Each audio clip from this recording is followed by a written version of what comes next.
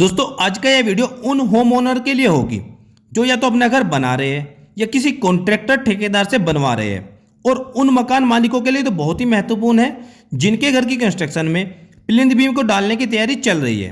क्योंकि अक्सर कर प्लिंथ बीम कंस्ट्रक्शन के समय बहुत सारी गलतियां हो जाती हैं या कई कॉन्ट्रैक्टर ठेकेदार अपना थोड़ा पैसा और लेबर को बचाने के चक्कर में आपकी घर की मजबूती के साथ खिलवाड़ कर देते हैं।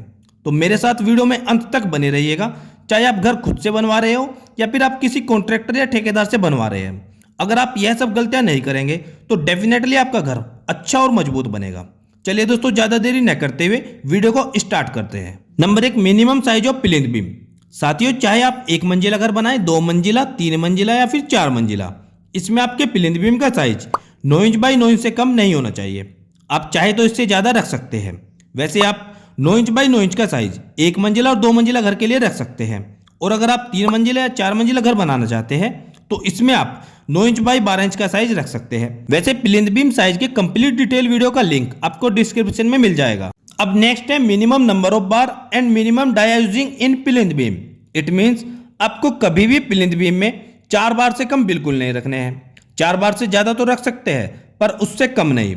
और हमारा IS कोड 456/2000 के हिसाब से किसी भी RCC बीम के टॉप के सरिया 10 mm और बॉटम के सरिया 12 mm से कम नहीं होना चाहिए, क्योंकि बीम के टॉप को कंप्रेशन जोन कहते हैं और बीम का बॉटम टेंशन जोन कहलाता है।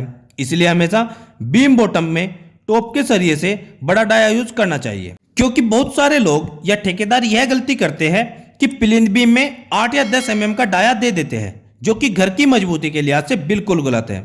अब अगर आप खुद से घर बनवा रहे हैं तो इन बातों का तो ध्यान रखेंगे ही रखेंगे, पर अगर आप किसी ठेकेदार या कॉन्ट्रैक्टर से काम करा रहे हैं तो आपको ज्यादा ध्यान रखना होगा। अब number 3, minimum steel grade using for plinth beam. It means आपको बीम में कम से कम FE 500 ग्रेड का सरिया ही यूज करना है।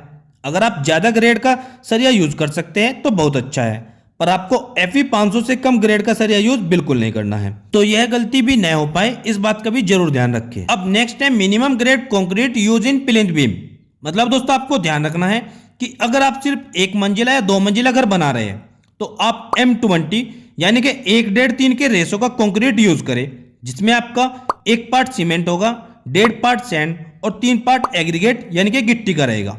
और वहीं अगर आप 3 या 4 मंजिल या फिर 5 मंजिल तक घर बना रहे हैं तो इसमें आपको प्लिंथ बीम में M25 यानी कि 1:2 का रेशो का कंक्रीट ही यूज करना है। कंक्रीट करते समय इस बात का जरूर ध्यान रखें ताकि आपका प्लिंथ बीम मजबूत बन सके। अब 5वां नंबर है लैपिंग जोन और लैपिंग लेंथ। दोस्तों, जब भी हम बीम में लैपिंग करते हैं तो टेंशन जोन में 45 से 50D तक लेते हैं और कंप्रेशन जोन में 24 से 30D तक। अब कंप्रेशन जोन क्या होता है और टेंशन जोन क्या होता है? तो साथियों, जैसा आप देख पा रहे हैं, बीम के टॉप में वो भी बीचों बीच वाले एरिया को ही कंप्रेशन जोन कहते हैं और बीम के दोनों साइड कॉर्नर पर टेंशन जोन कहलाता है। तो बस अब आपको इस बात का ध्यान रखना है कि टॉप बार की लैपिंग आपको बीम के बीच में करना होता है, और बॉटम बार की अगर लैपिंग करनी है तो वह आपको बीम के दोनों साइड कॉर्नर पर ही करना चाहिए। अब 6 नंबर है lapping bar should be provide alternately. It means आपको बीम के लैपिंग अल्टरनेट करके ही देना चाहिए। सभी लैपिंग एक जगह पर न दे, तो इस बात का भी आपको जरूर ध्यान रखना है, क्योंकि इससे भी बीम की मजबूती पर फर्क पड़ता है। अब 7th number, minimum bar dia of stirrup should not be less than 8 mm। मतलब दोस्तों, आपको प्लिंथ बीम की स्टीरअप या फिर रिंग उसका बार डाया 8 mm से कम का नहीं रखना चाहिए। कुछ कॉन्ट्रैक्टर या फिर ठेकेदार 6 mm के बार डाया का स्टीरअप या रिंग यूज कर लेते हैं, जो कि बिल्कुल गलत है। तो आपको ध्यान रखना है कि प्लिंथ बीम के स्टीरअप का बार डाया 8 mm से कम न हो। अब नेक्स्ट है स्टीरअप डिस्टेंस। दोस्तों, एज पर IS कोड आपके स्टीरअप की डिस्टेंस 150 mm यानी कि 6 इंच से ज्यादा बिल्कुल ना हो। वैसे आप ध्यान रखें कि जहां पर भी जंक्शन पॉइंट होते हैं, मतलब जहां पर बीम और कॉलम आता है, वहां पर आप रिंग की स्पेसिंग 4 से 5 इंच रखें, वह भी L/3 तक दोनों ओर, और बाकी बीच के एरिया में आप 5 से 6 इंच तक रख सकते हैं। रिंग और स्टीरअप की स्पेसिंग का आपको जरूर ध्यान रखना है, जो कि प्लिंथ बीम की मजबूती के लिहाज से अच्छा रहता है। अब number 9, minimum hook length of स्टीरअप।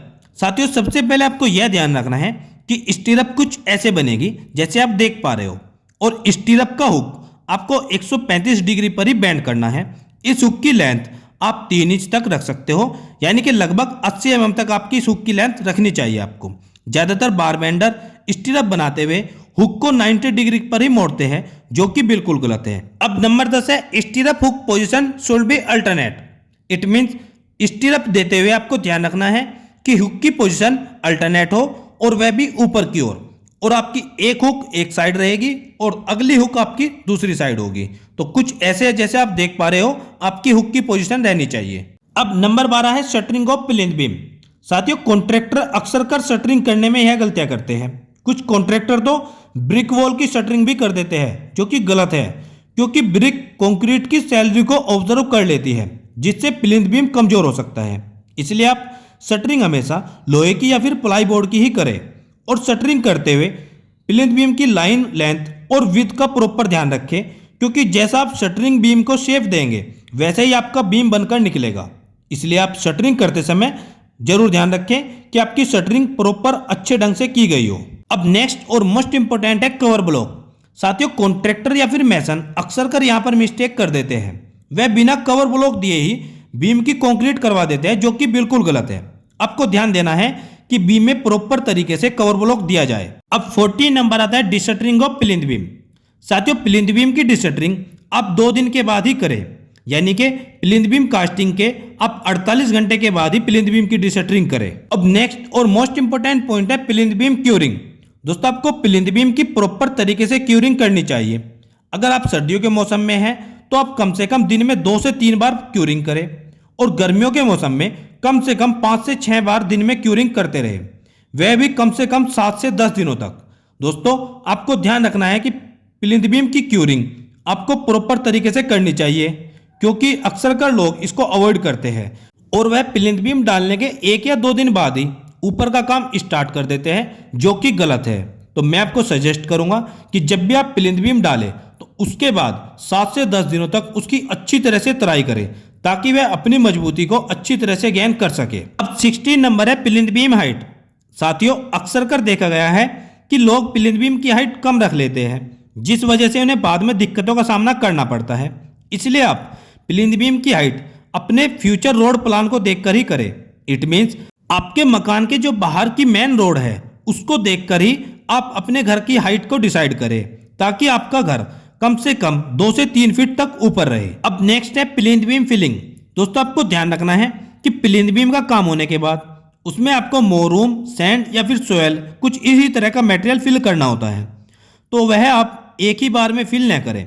अगर आप एक बार में ही फिल कर देते हैं तो उसके बाद 1 या 2 साल में ही आपका फर्श बैठने के चांसेस बन जाते हैं, क्योंकि यह मटेरियल कुछ टाइम के बाद सेटल होने लगता है। तो इससे बचने के लिए आप 2 से 3 बार में फिलिंग मटेरियल को फिल करें, और फिर आप उसमें अच्छी तरह से या तो पानी छोड़ दें या फिर आप सोयल कॉम्पैक्टर की मदद से उसे अच्छी तरह से सेटल करें। ऐसा करने से इन फ्यूचर फ्लोर सेटल नहीं होगा और आपके फ्लोर में कभी भी क्रैक्स देखने को नहीं मिलेंगे। दोस्तों, आज की वीडियो में बस इतना ही। दोस्तों, मैं आपके लिए इस चैनल पर ऐसी ही घर बनाने से रिलेटेड बहुत सारी वीडियोस लेकर आता रहता हूं।